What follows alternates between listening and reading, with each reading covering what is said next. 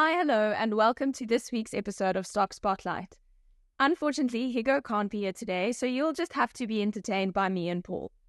We'll be looking into Purple Group, Bidvest, and Nampak.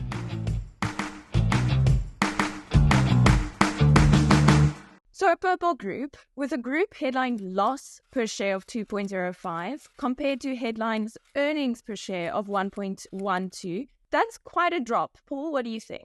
Yes, Ingrid, that is quite a drop. Of course, we all kind of expected it. It has been a very tough year for Purple Group, and they've got a lot of hate on social media. Of course, it's not really their fault, right?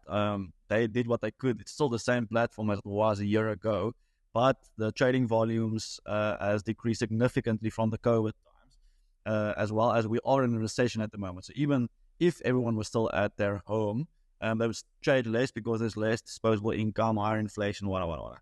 So let's look at the results quickly. So I see here EasyEquities specifically, right? Not the whole of Purple Group.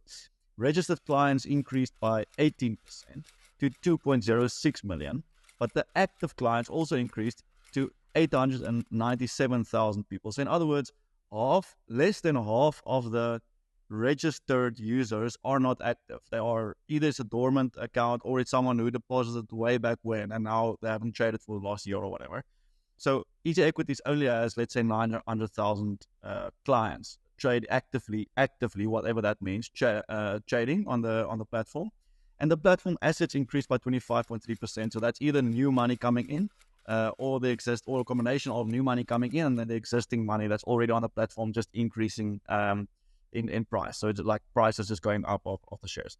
So what's going on here? So firstly, the Purple Group is a small cap, guys. Just remember that. So I know there's a lot of hype and everyone is into Purple Group, but Purple Group is a small cap. And I read Ghost Bites, his report of these results, and he said Purple Group as a small cap, expecting smooth prices. Expecting a smooth ride at Purple Group is like expecting to have fun at the dentist. It's gonna be a bumpy ride. Whether we go up or down, it's gonna be bumpy. So please know that, guys. In any small cap, the smaller the company or the smaller the crypto coin that you invest in, the bigger the risk, the higher the volatility. Right, so we already said it, the market, was hammered, basically high interest rates, high inflation, recession, all of that. So what's the turnaround narrative here? How can they actually make it? Firstly, how will they perform if interest rates starts decreasing and the market recovers?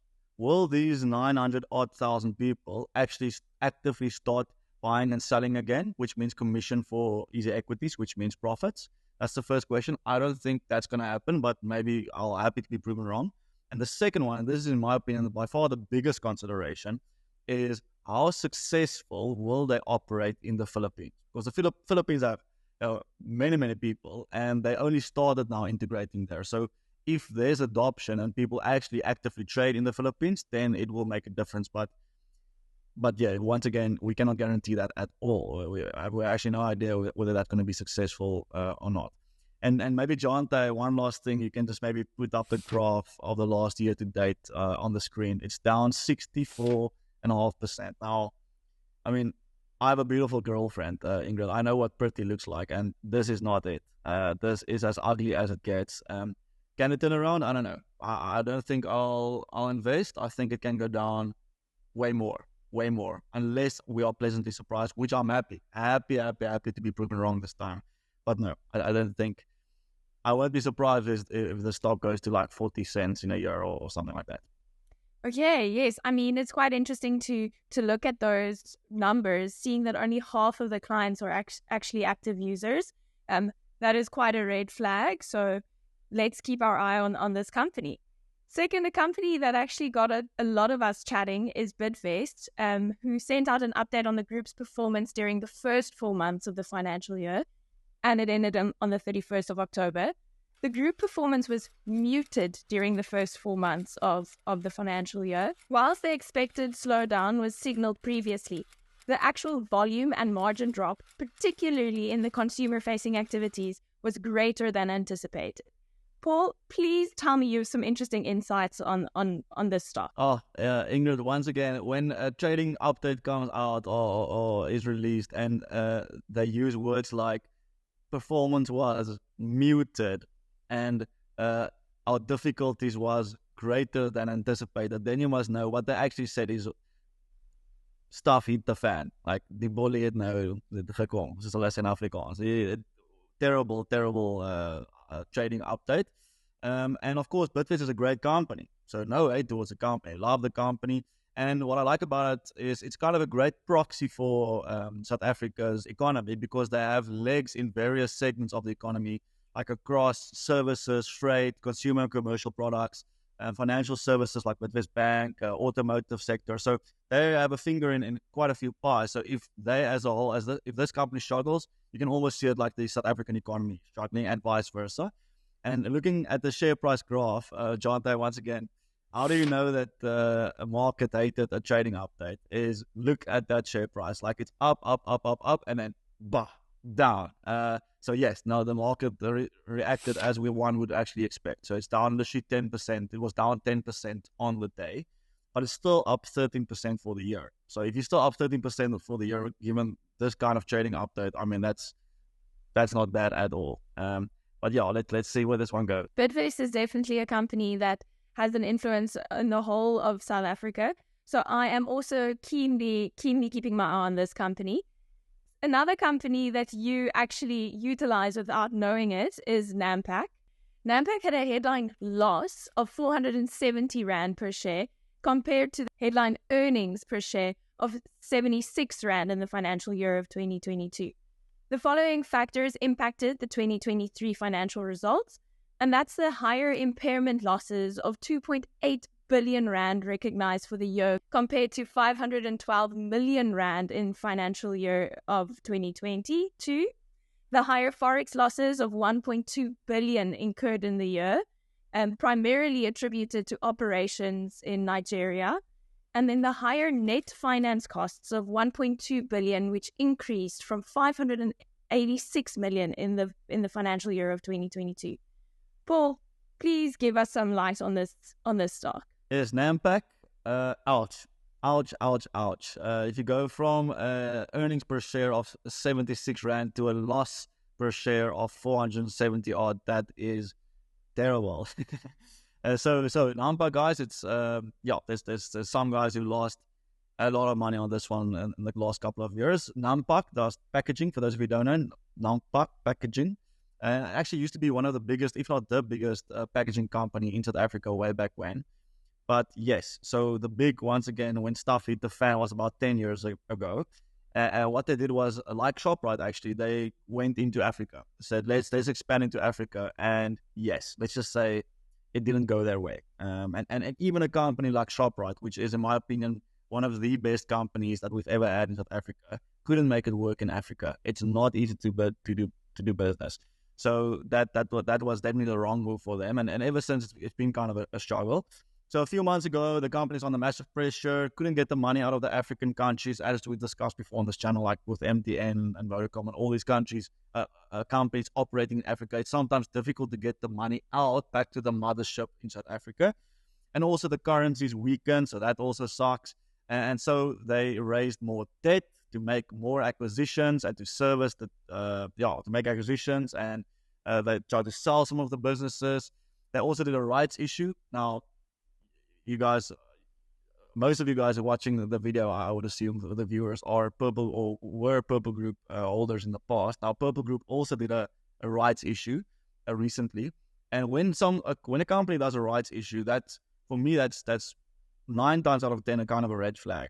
It never pans out well. So, for example, the Purple Group rights issue, the price was at about 1.20 Rand, and they did a rights issue at 90 cents. Basically, a rights issue means that you give all the current shareholders a right, like a rights issue, a right to buy more shares in the company without making it available to the general public. So you say, only you guys who already have shares, you have the right to buy more shares, and we're going to give you a discount. So it seems like a brilliant idea. Yes, let's go for it. The share price is 1.20. Now it's 90 cents. Of course, I will buy in at 90 cents. But where's the share price now for Purple? It's now like, 60 cents. So if you exercise the rights issue down 50%, that oftentimes does happen, unfortunately. So when Nampak did the same thing, basically announced a rights issue, I knew, okay, this is where we're at now. to fund some operations and to service the debt that they have now raised. And once again, it didn't go well. So this company is under massive pressure, high debts, low performance. But like any company that's gone through a tough time, there is a turnaround narrative that can play out. And of course, we as investors, Ingrid, we love turnaround stories because it's like it went down all the way, and now you buy here, and then it shoots up, and then you make a lot of money. But it's high risk, high risk. It's almost like a bench. For those of you who have a bench, there's same kind of thing. You're hoping for this turnaround narrative, but in my experience, a turnaround is almost like building a house. It always takes a little bit longer than you would like it to do, and it is always more expensive. So let's see if they can turn it around. I'm not so sure if they can. Not so sure. Let's hope that this building team doesn't face as many hindrances as one would expect. Taking a step into some news headlines now. The passing of Charlie Munger. Paul, please, I know you are somewhat of a nerd, and I'm pretty sure you've got some interesting facts lined up in memory of Charlie Munger. Yeah, I won't say facts, but I have a few quotes. So Charlie Munger was an absolute legend in the investing sphere. Really, he was Warren Buffett's right-hand man all these years for Berkshire Hathaway, and Berkshire Hathaway produced roughly about 20% year-on-year growth, almost double that of the market average for all these years. I mean, that's just incredible. So these guys, yes, they're very conservative value investors, but they do something right that no one else could actually replicate. So massive respect. So I have a few quotes here. So Charlie Munger on learning, and I think, John, you can just put it on the screen. Without the method of learning, you're like a one-legged man in an ass-kicking contest. It's just not going to go very well. So he loved learning, and he always emphasized learning and reading. And you yourself, I know you're an avid reader. I also read a lot, as much as I can. That's really the way that you kind of upskill yourself. Another quote here.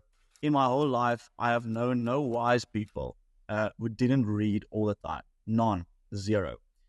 You'd be amazed at how much Warren Buffett reads and how much I read.